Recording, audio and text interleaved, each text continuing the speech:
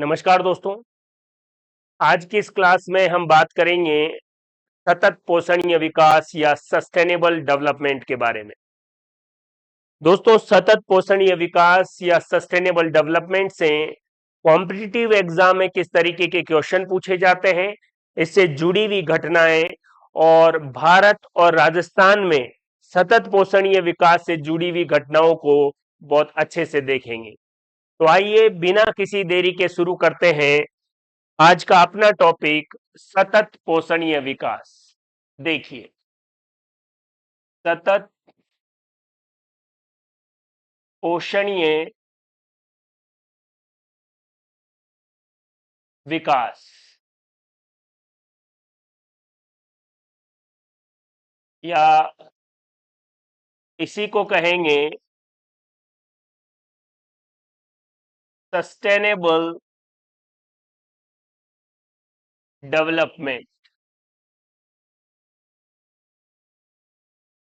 Sustainable development या सतत पोषणीय विकास, अगर इसकी परिभाषा देखें या क्या अर्थ है सतत पोषणीय विकास का, तो आपको ध्यान रखना है कि वर्तमान की पीढ़ी की पूरी जो जरूरतें हैं, जो आवश्यकता है, उनको पूरा किया जाए और उसके साथ साथ आने वाली जो पीढ़ियां हैं, जो भविष्य की पीढ़ियां हैं, उनके लिए भी संसाधन सुरक्षित रखे जाएं।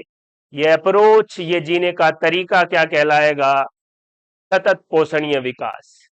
सिंपली आप इसको ऐसे भी समझ सकते हैं, हमारे बुजुर्गों में सतत पोषणीय विकास या सस्टेनेबल डेवलपमेंट को लेकर जीने की जो संकल्पना थी वो बेहतर थी, लेकिन वर्तमान पीढ़ी में सतत पोषणीय विकास को दरकिनार कर दिया है। पुराने लोग अपनी भौतिक सुख सुविधाओं को भले ही कम रख लेते थे, लेकिन जो उनकी जमीन है उसको कभी नहीं बेचते थे। अपनी भौतिक सुख सुविधाओं के लिए तो कम से कम कभी नहीं बेचा, क्योंकि वो आने वाली जो उनकी भविष्य की पीढ़ियों है उनके लिए संसाधन बना के रखते चले हैं। लेकिन वर्तमान पीढ़ी ऐसा नहीं है, वो अपनी भौतिक सुख सुविधाओं का ही ध्यान रखती है, भले ही आने वाली पीढ़ी को संसाधन मिले या नहीं मिले। तो बात समझ रहे होंगे, सतत पोषणीय विकास का अर्थ ही यही है कि हमें वर्तमान की आवश्यकताओं को पूरा करना है, लेकिन भविष्य की पीढ़ियों के लिए संसाधन बचा के रखने। जो हमारी बुजुर्ग पीढ़ी है उसने ये काम बहुत अच्छे से किया है। मैं जमीन का उदाहरण दे रहा हूं, और भी है, जल है और प्राकृतिक संसाधन है, कोयला है, पेड़ है, इन सबको इस तरीके से बचा के रखना है कि आने वाली पीढ़ियों के लिए भी ये सुरक्षित रह सके। यही क्या है? सतत पोषणीय विकास। तो सस्टेनेबल डेवलपमेंट की अगर आप डेफिनेशन लिखना चाहें तो लिख सकते हैं, सतत पोषणीय विकास में क्या किया जाता है? वर्तमान पीढ़ी की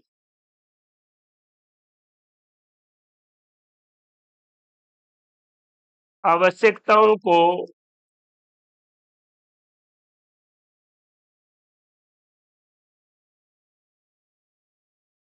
पूरा करते हुए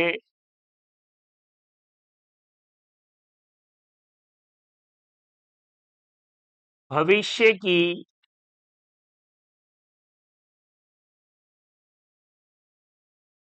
पीढ़ियों के लिए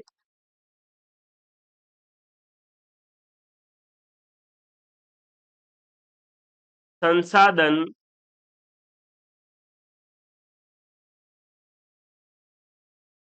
सुरक्षित रखना। सतत पोषणीय विकास यही बताता है कि आप वर्तमान की पीढ़ी की जरूरतें पूरी करें, लेकिन भविष्य की पीढ़ियों के लिए भी प्राकृतिक संसाधन सुरक्षित रखें। यही है सस्टेनेबल डेवलपमेंट। क्लियर है?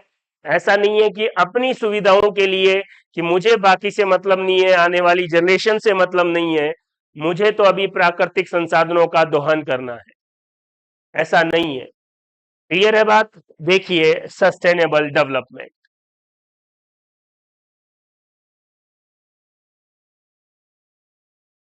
वर्तमान पीढ़ी की आवश्यकताओं को पूरा करते हुए भविष्य की पीढ़ी के लिए प्राकृतिक संसाधन सुरक्षित रखे जाएं, तो इसे क्या कहा जाएगा? Sustainable development. अब ये सस्टेनेबल डेवलपमेंट शब्द या टर्म पहली बार कब इस्तेमाल हुआ वो देखते हैं। देखिए,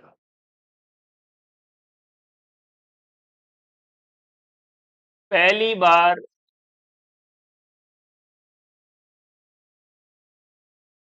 सतत पोषणीय विकास,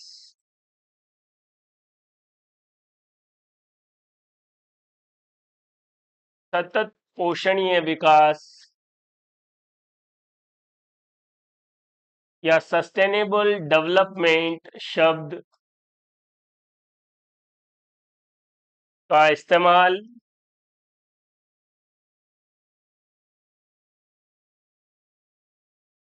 कब और किसने किया, ये देखिए।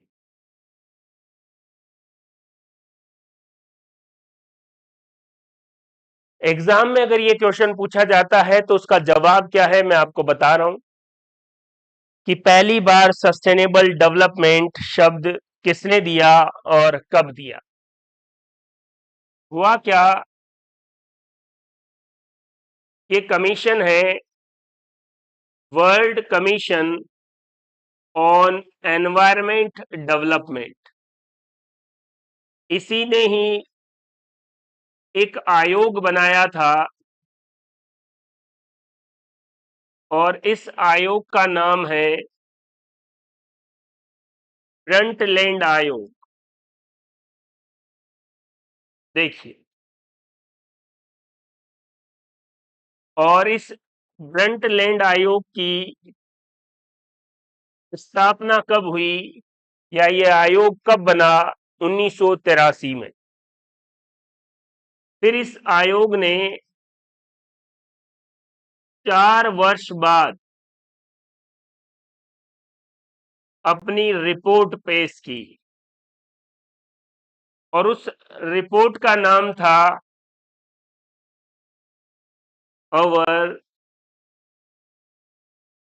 कॉमन फ्यूचर, हमारा साझा भविष्य। और इस रिपोर्ट में, ब्रंटलैंड आयोग की रिपोर्ट में पहली बार सतत पोषणीय विकास या सस्टेनेबल डेवलपमेंट टर्म दिया गया। देख लीजिए क्या है। WCED, world commission on environment and development, इसका आयोग था ब्रंटलैंड आयोग। 1983 में इसको बनाया गया। 4 साल के अध्ययन के बाद इसने 1987 में एक रिपोर्ट प्रस्तुत की जिसको ओवर कॉमन फ्यूचर, हमारा साझा भविष्य कहते हैं। और इस रिपोर्ट में पहली बार सतत पोषणीय विकास या सस्टेनेबल डेवलपमेंट टर्म दिया। तो याद रहेगा आपको ये शब्द कब दिया और किस आयोग ने दिया, कौन सी रिपोर्ट में दिया, देख लीजिए।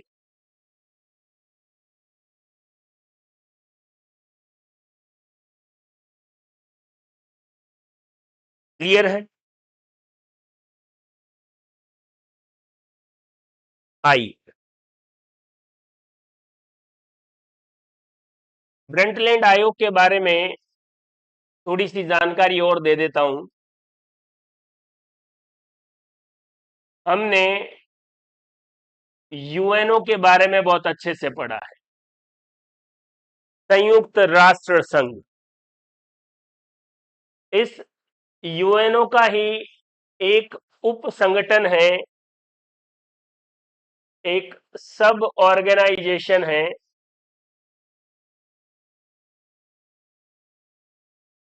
देखिए। और ये जो सब ऑर्गेनाइजेशन है वो है world commission on environment development, WCED। अगर इसका पूरा नाम भी देखें WCED का, तो देखिए world commission on environment and development, संयुक्त राष्ट्र संघ का एक उप संगठन जो पर्यावरणीय विकास को देखेगा, वो कमीशन क्या है? WCED। और इस कमीशन के तहत जो पहला आयोग बना, उस आयोग की अध्यक्षा नॉर्वे की PM को बनाया गया। ये पर्यावरण से जुड़ी हुई महिला थी, नॉर्वे की PM, और इनका नाम था ब्रंटलैंड। देखिए ब्रंटलैंड, और इन्हीं के नाम से फिर इसको क्या कहा जाने लगा? Brundtland commission. देखिए ब्रंटलैंड कमीशन, और इस ब्रंटलैंड कमीशन की जो स्थापना है वो 1983 में हुई, और 4 साल बाद इन्होंने अपनी रिपोर्ट प्रस्तुत की 1987 में। इस रिपोर्ट का नाम भी याद रखना है, अवर कॉमन फ्यूचर, हमारा साझा भविष्य। और इस रिपोर्ट के अंदर ही पहली बार सस्टेनेबल डेवलपमेंट या सतत पोषणीय विकास शब्द दिया गया। देखिए आराम से,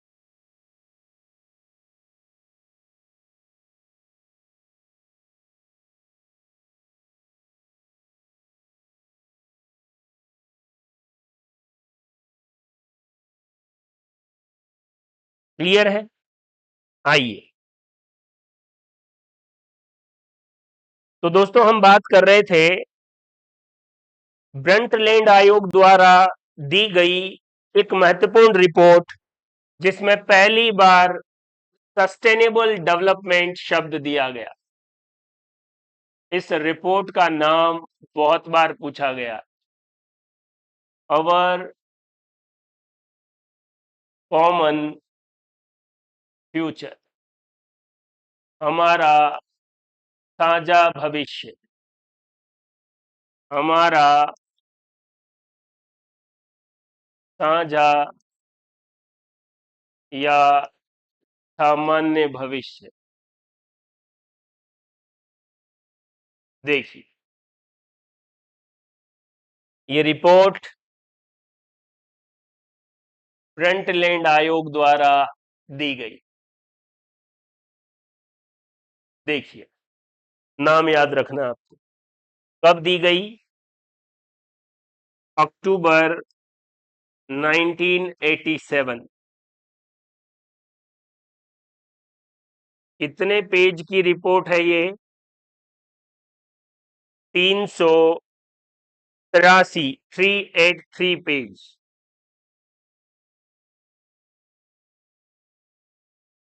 पेज भी आपको याद रखने हैं।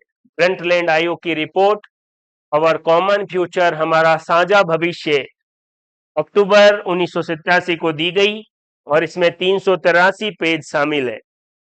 और इसका अगर लेखक आप बात करें तो चाहे तो आप world commission on environment development, या इसी को क्या नाम दिया जा सकता है? Brundtland commission. क्योंकि इसकी जो अध्यक्ष है वो किसको बनाया गया? ब्रंटलैंड, जो नॉर्वे की PM थी। देख लीजिए, और इस रिपोर्ट के अंदर ही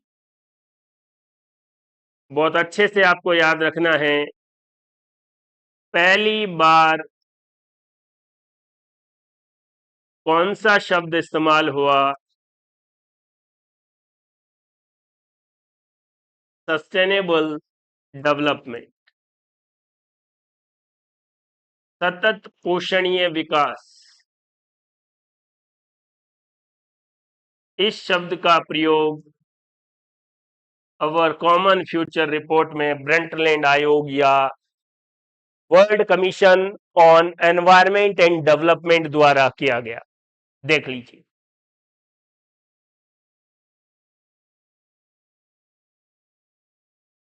क्या है सतत पोषणीय विकास या सस्टेनेबल डेवलपमेंट?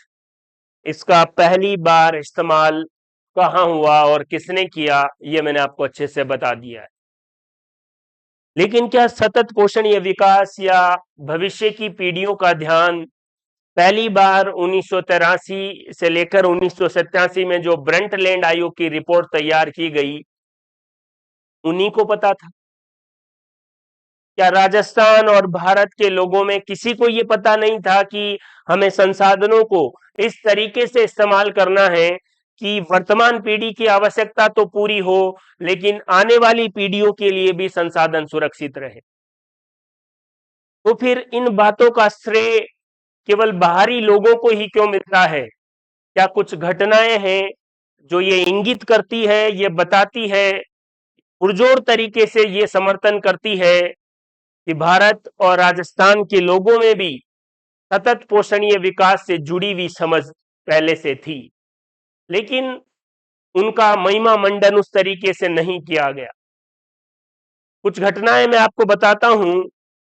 देखिए, पेड़ों को बचाना ये भी अपने आप में सतत पोषणीय विकास है। और पेड़ों को बचाने के लिए राजस्थान में जो महत्वपूर्ण घटना हुई वो आपको पता है। जोधपुर के खेजड़ली गांव में जो घटना हुई उसके बारे में हल्का सा मैं आपको बता देता हूं।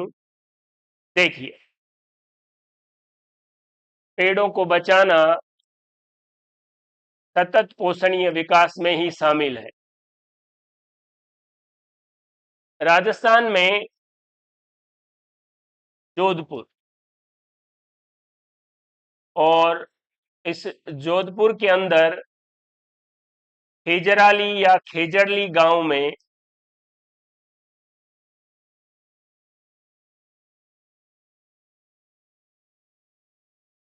क्या हुआ? एक महिला अमृता देवी बिश्नोई, इन्होंने पेड़ों को बचाते समय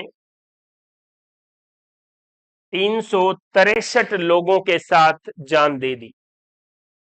जोधपुर के राजा द्वारा यह आदेश दिया गया कि पेड़ काटकर लाइए। जब राजा के लोग पेड़ काटने गए तो गांव की महिलाएं पेड़ों के चिपक गई और राजा के लोगों ने महिलाओं सहित पेड़ों को काट दिया। ये बड़ी विचित्र घटना थी। इसका जो नेतृत्व करने वाली महिला थी उनका नाम था अमृता देवी बिश्नोई। ये जो घटना है ये 1730 ईस्वी की घटना है। देख लीजिए, 1730 ईस्वी की घटना है। और अगर उस दिन की बात की जाए तो वो दिन था भाद्रपद शुक्ल दशमी। इस दिन जोधपुर के राजा द्वारा जो भेजे गए, उस समय जो जोधपुर के राजा थे उनका नाम था अभय सिंह।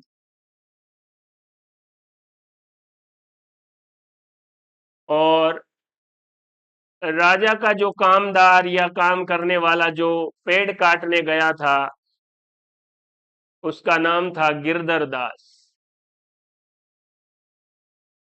और गिरधर दास का विरोध करने में जिन महिला का योगदान था वो है अमृता देवी बिश्नोई। उन्होंने 363 लोगों के साथ जान दे दी। ये राजस्थान का जोधपुर का खेजड़ली गांव की घटना है। इससे भी क्वेश्चन पूछे जाते हैं। तो कौन से ईस्वी की घटना है? 1730 की। भाद्रपद शुक्ल दशमी के दिन उस समय राजा जोधपुर के अभय सिंह और उनके कामदार गिरधर दास द्वारा जोधपुर के खेजरली गांव में 363 लोगों को पेड़ों के साथ काट दिया गया। पेड़ों को बचाने के लिए अपनी जान देने का यह साहस राजस्थान में 1730 ईस्वी में था। क्या ये सतत पोषणीय विकास नहीं कहा जाएगा कि ये पेड़ हमारी आने वाली पीढ़ियों के लिए प्राकृतिक संसाधन है, हमें इनको बचाना है चाहे जान देनी पड़े। तो फिर यही क्यों कहा जाता है कि पहली बार सतत पोषणीय विकास ब्रंटलैंड आयोग की रिपोर्ट और कॉमन फ्यूचर में इस्तेमाल हुआ? हमें ये पहले से पता था। ये घटनाएं इस बात का पुरजोर समर्थन करती है कि भारत में लोगों के अंदर सस्टेनेबल डेवलपमेंट की भावना थी। लेकिन फिर भी किसी कॉम्पिटिटिव एग्जाम में आपसे ये क्वेश्चन पूछा जाता है कि पहली बार ये शब्द कहां दिया गया, तो आपको अवर कॉमन फ्यूचर, हमारा साझा भविष्य, ये रिपोर्ट ब्रंटलैंड आयोग द्वारा जो बना कब था? 1983 में। लेकिन इसने रिपोर्ट कब तैयार की? 1987 में। 4 साल बाद इसने रिपोर्ट तैयार की और जिसमें सस्टेनेबल डेवलपमेंट शब्द का इस्तेमाल हुआ। लेकिन राजस्थान में इससे जुड़ी हुई घटना है और अमृता देवी बिश्नोई के नाम से एक पुरस्कार भी दिया जाता है, वो है वन व वन्य जीव संरक्षण पुरस्कार।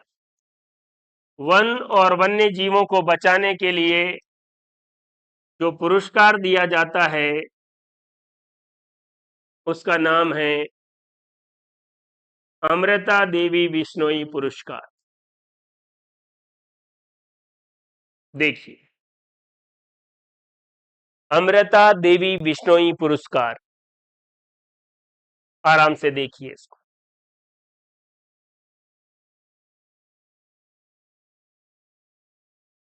क्लियर है बात? आगे चलते हैं। एक और घटना है जिसमें पेड़ों को बचाने के बारे में प्रयास किया गया है और वो है चिपको आंदोलन। यहां से भी आपके एग्जाम में क्वेश्चन पूछे जाते हैं। चिपको आंदोलन, चिपको मूवमेंट। चिपको आंदोलन के बारे में आपको ध्यान रखना है कि उत्तराखंड, वर्तमान में उत्तराखंड, और ये कहां से अलग हुआ है? उत्तर प्रदेश से। उत्तराखंड में जो हिमालय पर्वत श्रृंखला है,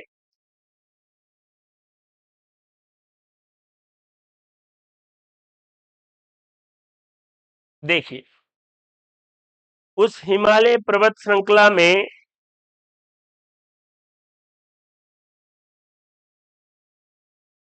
पेड़ों को बचाने का प्रयास किया गया या बचाने का कार्य किया गया। और इस कार्य की शुरुआत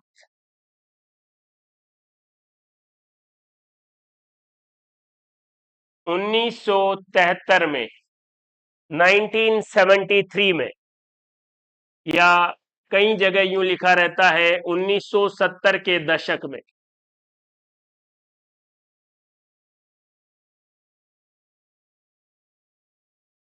जिस मंडल में ये हुआ वो है गढ़वाल मंडल।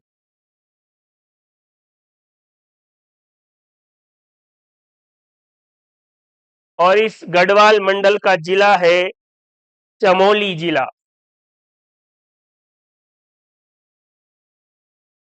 जिला कौन सा है? चमोली। और यहाँ का गांव है रैनी गांव। इस गांव से चिपको आंदोलन की शुरुआत हुई। दशक देख लीजिए। और इस चिपको आंदोलन से संबंधित जो लोग थे उनके नाम भी आपको याद रखने। हुआ क्या कि हिमालय पर्वत श्रृंखला में जो पेड़ थे, लकड़ी के ठेकेदारों द्वारा उनको काटने का प्रयास किया गया। तो महिलाओं ने, जैसा अमृता देवी बिश्नोई ने किया, वैसा ही गांव की एक महिला है गोरा देवी, उनकी लीडरशिप में, उनके नेतृत्व में बहुत सारी महिलाएं पेड़ों के साथ आके चिपक गई। फिर लकड़ी के ठेकेदार को मानना पड़ा और ये घटना पूरे भारत में फैल गई कि ये अलग ही तरीका था कि पेड़ों को बचाने के लिए पेड़ों से महिलाएं चिपक गई।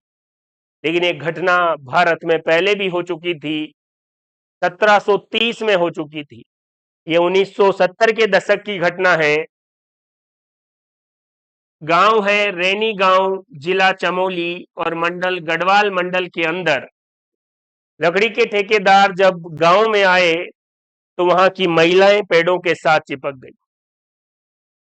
इसमें मेन जो योगदान था वो गोरा देवी का था।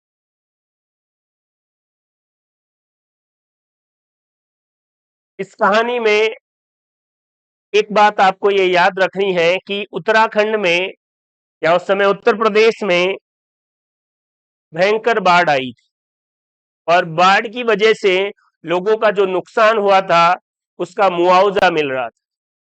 तो गांव के जो सभी व्यक्ति है, या यूं कह सकते हैं जो पुरुष है, वो मुआवजा लेने के लिए गांव से बाहर जिला चमोली मुख्यालय चले गए और लकड़ी के ठेकेदारों ने इसी दिन को उपयुक्त चुना कि अभी गांव में कोई भी पुरुष नहीं है और अभी आराम से लकड़ियां काटी जा सकती है, महिलाएं आएंगी तो उनको मना कर देंगे। लेकिन गोरा देवी के नेतृत्व में गांव की सभी महिलाओं ने जिस साहस का परिचय दिया, लकड़ी के ठेकेदार को वापस उल्टे पांव भागना पड़ा। ये घटना पूरे देश में आग की तरह फैल गई। गोरा देवी के साहस की वजह से पेड़ों को बचा लिया गया। और इस चिपको आंदोलन में और भी नाम हैं जिनमें आपको याद रखना है। चंडी प्रसाद भट्ट,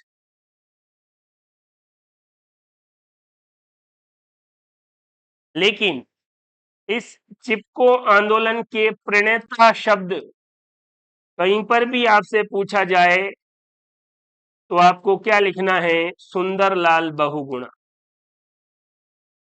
चिपको आंदोलन को जन सामान्य तक पहुंचाने का काम फिर किसने किया? सुंदरलाल बहुगुणा ने।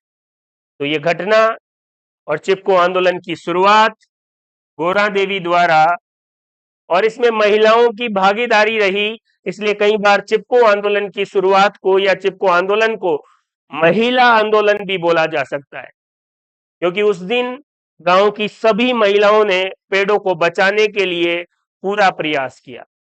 देखिए, चिपको आंदोलन की या उत्तराखंड की गढ़वाल मंडल के चमोली जिले के रैनी गांव की इस घटना से प्रभावित होकर 1980 में तत्कालीन प्रधानमंत्री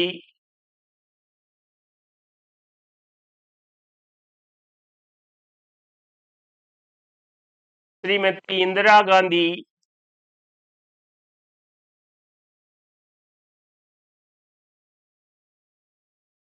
इन्होंने एक नियम जारी किया और 15 साल तक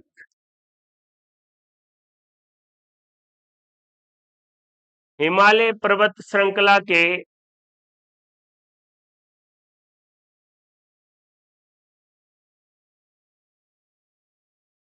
पेड़ काटने पर रोक लगा दी। देखिए, तो कोई भी आंदोलन होता है तो उसके परिणाम जरूर निकलते हैं। तो सतत पोषणीय विकास भारत में उससे जुड़ी हुई दो घटनाएं और ब्रंटलैंड आयोग, इसके बारे में हमने बहुत अच्छे से बात कर ली है। एक बार फिर मैं आपको बताता हूं, यूनाइटेड नेशंस ऑर्गेनाइजेशन, इसी का एक उप संगठन है, सब ऑर्गेनाइजेशन है, और उसका नाम है world commission on environment and development, और इसी को ही नाम दिया जा सकता है ब्रंटलैंड कमीशन। और इस ब्रंटलैंड कमीशन की स्थापना 1983 में हुई और इसने 1987 में एक रिपोर्ट तैयार की और इस रिपोर्ट का नाम है अवर कॉमन फ्यूचर, हमारा साझा भविष्य। और इसी में पहली बार कौन सा शब्द, सस्टेनेबल डेवलपमेंट, सतत पोषणीय विकास टर्म का इस्तेमाल हुआ, ये मैं आपको बता चुका हूं। फिर भी मैंने आपको रिवाइंड करने के लिए ये बातें बताई है। सस्टेनेबल डेवलपमेंट में इसके बाद क्या प्रयास हुए उनको भी आप बहुत अच्छे से ध्यान रखेंगे, वहां से भी एग्जाम में क्वेश्चंस पूछे जाते हैं। देखिए, 1987 के बाद जो महत्वपूर्ण घटना है वो आपको याद रखनी है, united Nations conference on environment development, एक कॉन्फ्रेंस हुई, पूरा नाम यूनाइटेड नेशंस कॉन्फ्रेंस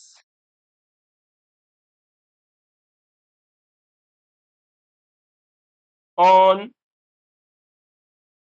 एनवायरमेंट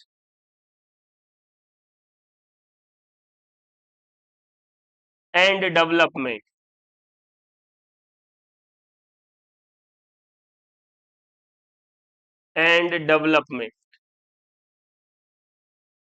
वैसे मैंने आपको यूएनओ द्वारा जो भी एनवायरमेंट डेवलपमेंट की कॉन्फ्रेंसेज है उनको बता दिया था कब और कहां हुई है, लेकिन अभी हम जिस कॉन्फ्रेंस का जिक्र करना चाहते हैं वो सबसे फेमस है 1992 की कॉन्फ्रेंस। और इस कॉन्फ्रेंस का सबसे फेमस जो नाम है वो है रियो समिट। देख लीजिए क्यों, क्योंकि ये कॉन्फ्रेंस ब्राजील के शहर रियो डी जेनेरो में हुई।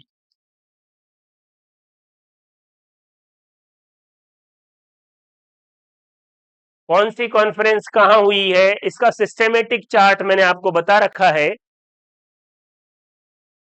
ब्रंटलैंड आयोग और उसकी report of a common future, उसके बाद सस्टेनेबल डेवलपमेंट या सतत पोषणीय विकास से संबंधित सबसे महत्वपूर्ण जो बात है वो है रियो समिट, या ब्राजील के रियो डी जेनेरो में यह हुआ। और इस 1992 की समिट को क्या कहा जाता है, प्रथम पृथ्वी सम्मेलन।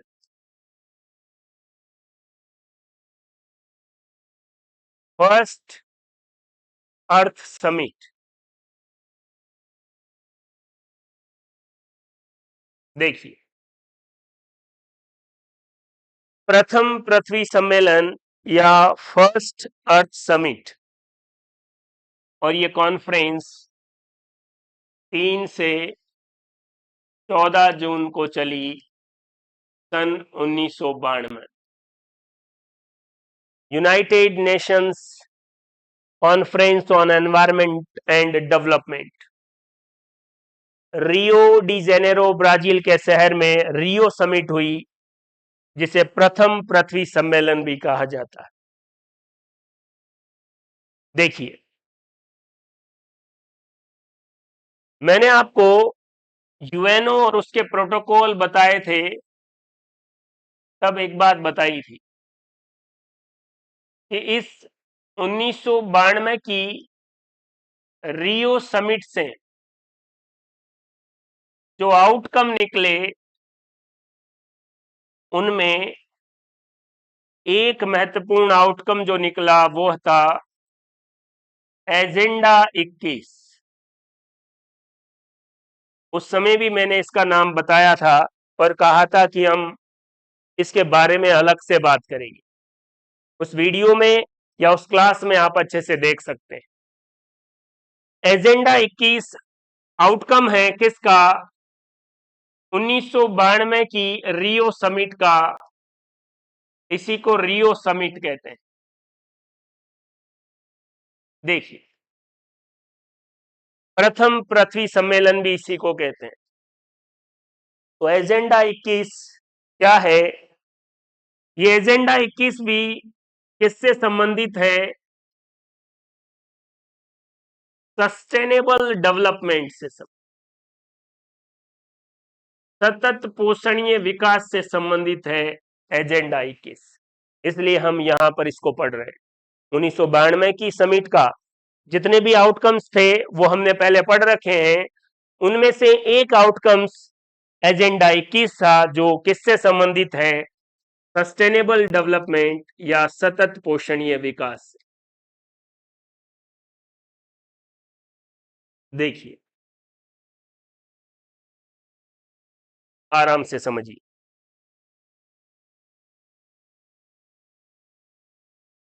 क्लियर है? एजेंडा 21 के बारे में कुछ इंपॉर्टेंट बातें देख लेते हैं जो अपने काम की है। एजेंडा 21,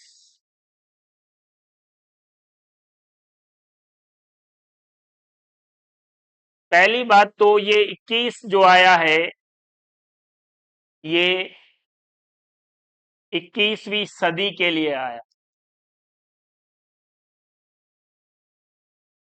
21वीं सदी में सस्टेनेबल डेवलपमेंट से संबंधित क्या क्या प्रयास करने हैं, क्या क्या गोल्स रखने हैं, क्या क्या टारगेट्स रखने हैं, इसलिए 21।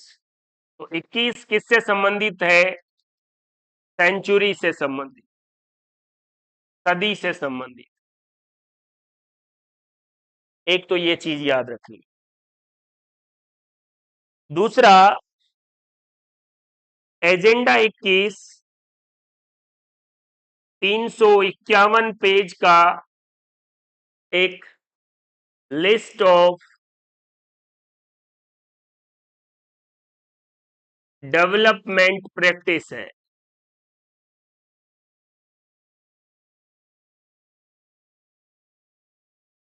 कितने पेज का है? 351 पेज का। क्लियर है? और ये जितने भी प्लान्स है वो है नॉन बाइंडिंग एक्शन प्लान। किसी के लिए कोई बाउंडेशन नहीं है। नॉन बाइंडिंग एक्शन प्लान है किससे संबंधित? सस्टेनेबल डेवलपमेंट से संबंधित। देखिए, 1992 की रियो समिट से जो आउटकम निकला उसमें एक महत्वपूर्ण है एजेंडा 21। इसमें जो 21 है वो है 21वीं सदी से संबंधित, 21st सेंचुरी से संबंधित। एजेंडा 21 351 पेज का एक लिस्ट ऑफ डेवलपमेंट प्रैक्टिस है, जिसमें नॉन बाइंडिंग एक्शन प्लान है। किसी भी देश के लिए बाउंडेशन नहीं है कि आपको ये करना ही है, कोई बाइंडिंग नहीं है, नॉन बाइंडिंग एक्शन प्लान है। ऐसे एक्शन प्लान जो किससे संबंधित थे, सस्टेनेबल डेवलपमेंट या सतत पोषणीय विकास से। ये एजेंडा 21 के बारे में जो जानकारियां हैं इसको भी आप देख लें।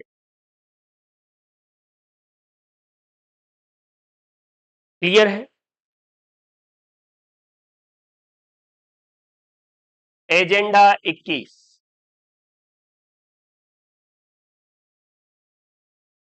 Agenda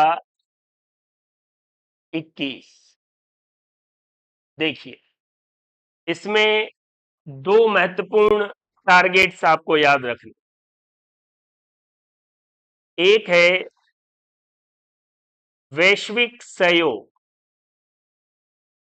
global corporation, global corporation या वैश्विक सहयोग। इस वैश्विक सहयोग के द्वारा तीन बातें, क्या क्या? पर्यावरणीय क्षति, गरीबी और बीमारी से निपटना। एजेंडा 21 में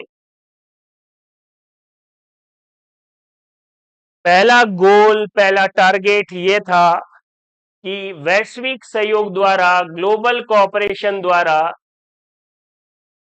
एनवायरमेंट डैमेज, पॉवर्टी और डिजीज से निपटा जाए। इससे कैसे सुरक्षा पाई जाए इस संबंध में। और दूसरी बात थी, ये बड़ी महत्वपूर्ण बात है, कि जो लोकल गवर्नमेंट है, स्थानीय सरकार है, उनका अपना एजेंडा 21 हो।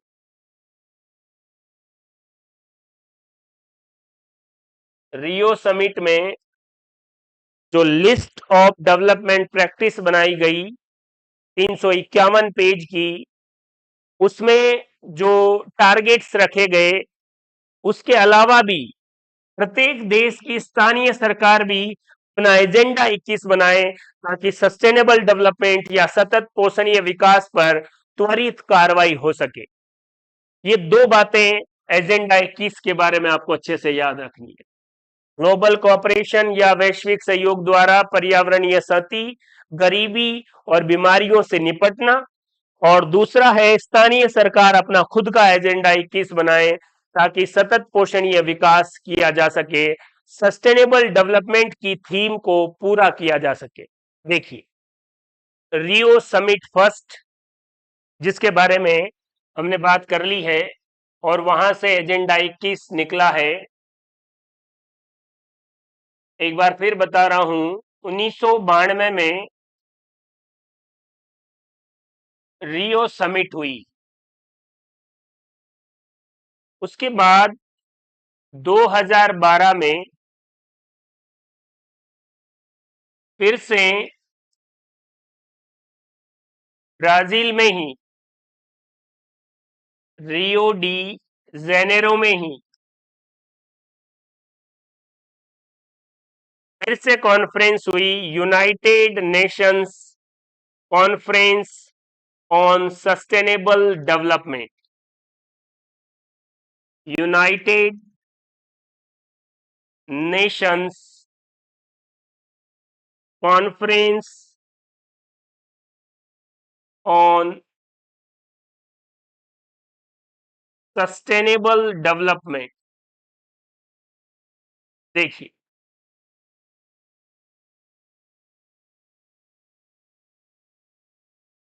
इसके लिए जो शब्द इस्तेमाल होता है वो है रियो +20।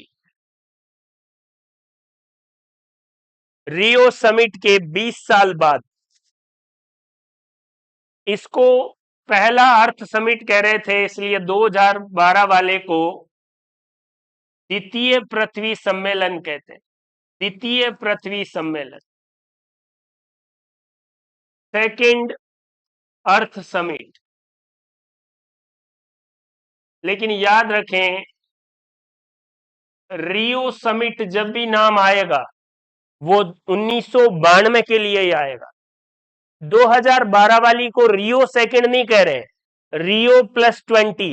रियो समिट के 20 साल बाद, प्रत्येक 10 साल बाद में पर्यावरणीय विकास के लिए कॉन्फ्रेंसेज होती थी, उनका ऑर्डर मैंने आपको बता रखा है। अभी आप 2012 वाली जो कॉन्फ्रेंस है, united Nations conference on sustainable development, सतत पोषणीय विकास पर संयुक्त राष्ट्र संघ की जो कॉन्फ्रेंस है, इसको द्वितीय पृथ्वी सम्मेलन या सेकेंड अर्थ समिट या रियो +20। रियो +20 का मतलब है रियो समिट के 20 साल बाद कॉन्फ्रेंस हुई है। इस 2012 वाली कॉन्फ्रेंस में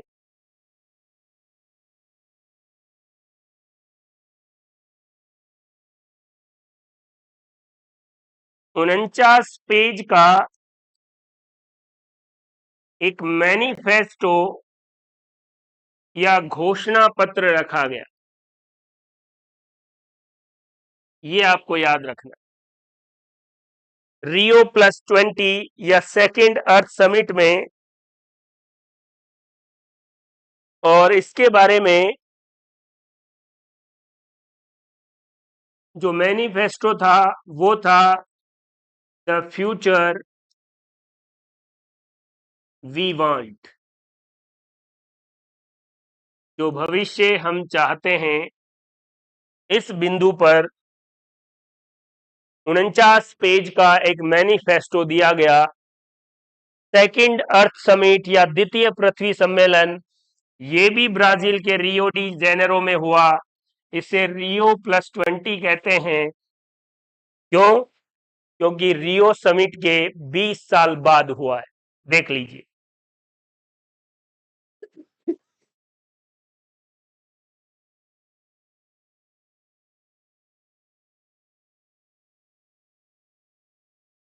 क्लियर है?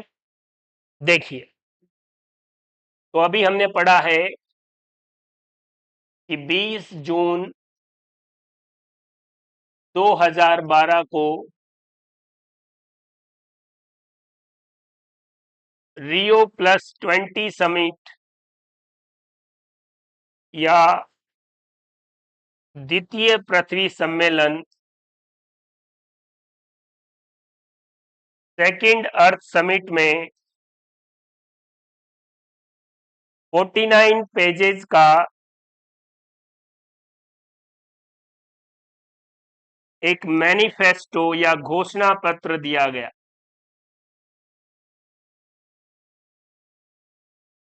जिसका शीर्षक था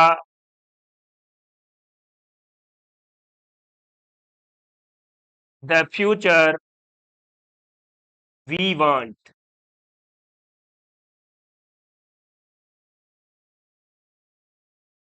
भविष्य जो हम चाहते हैं, इस पर 49 पेजेज का मैनिफेस्टो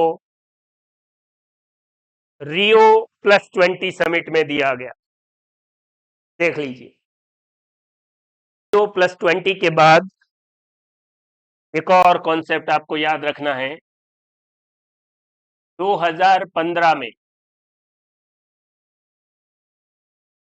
2015 में क्या दिए गए? SDGs दिए गए, सस्टेनेबल डेवलपमेंट गोल।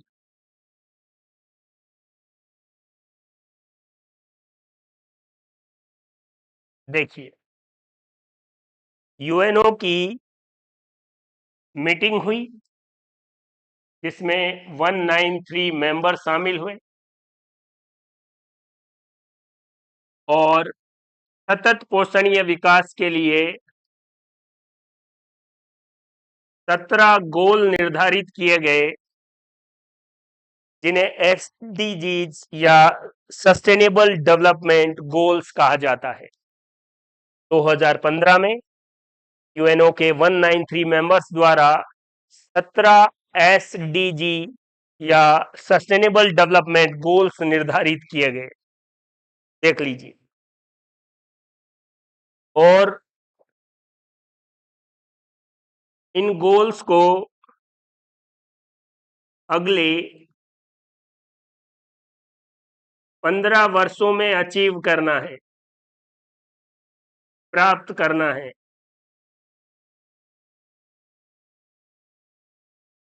2015 में सतत पोषणीय विकास के लिए गोल्स दिए गए। कितने गोल? 17। और इनको 15 वर्षों में पूरा करना है। इसका मतलब टारगेट क्या हो गया? 2030। इसलिए इसको एजेंडा 2030 भी कहते हैं। एजेंडा 2030। 2015 में यूएनओ द्वारा अपने सभी मेंबर्स को बुलाकर एक कॉन्फ्रेंस की गई और उसमें 17 गोल्स निर्धारित किए गए, जिन्हें एसडीजीज या सस्टेनेबल डेवलपमेंट गोल्स कहा जाता है। और इन गोल्स को पूरा करना है अगले 15 साल में, मतलब कब? 2030 तक। इसलिए इसे एजेंडा 2030 या 2030 एजेंडा भी कहते हैं। देख लीजिए। 17 एसडीजीज के बाद या सस्टेनेबल डेवलपमेंट गोल्स के बाद अब कुछ फैक्ट्स के बारे में हम बात कर रहे हैं, जिसको आप अच्छे से याद कर लेंगे। देखिए, नीति आयोग और यूएन द्वारा कुछ गोल निर्धारित किए गए। यूएन एसडीसीएफ 2023 से 27 तक।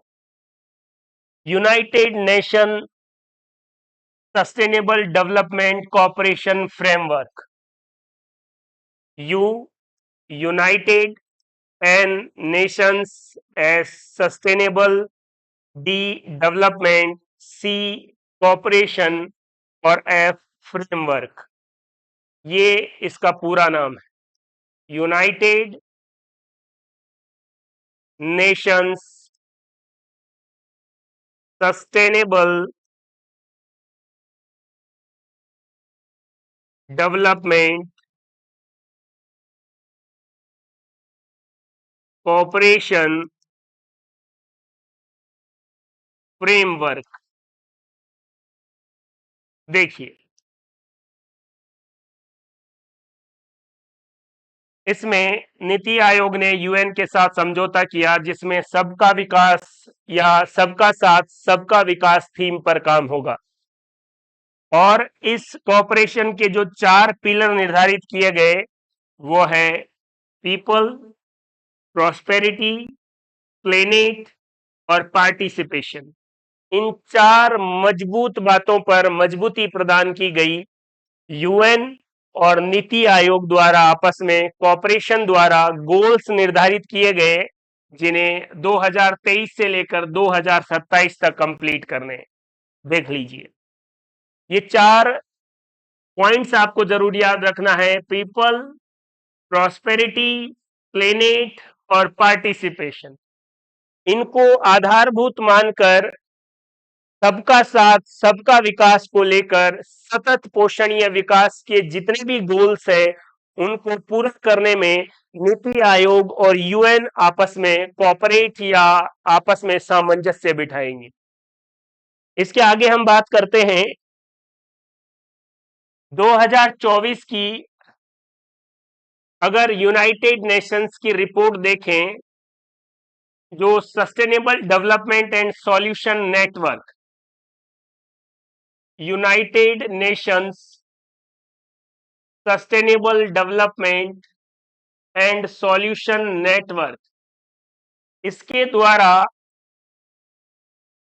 एक स्कोर जारी किया जाता है जिसका मैक्सिमम मार्क्स कितना है? 100।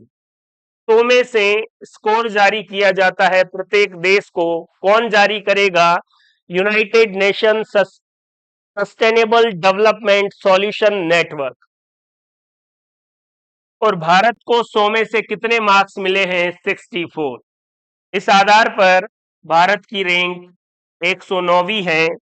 और ये आधार क्या है? Progress towards achieving SDGs, sustainable development goals को अचीव करने के लिए कौन सा देश कितना प्रयास कर रहा है, उसके आधार पर स्कोर कार्ड तैयार किया गया है। 2024 में भारत के कितने मार्क्स है?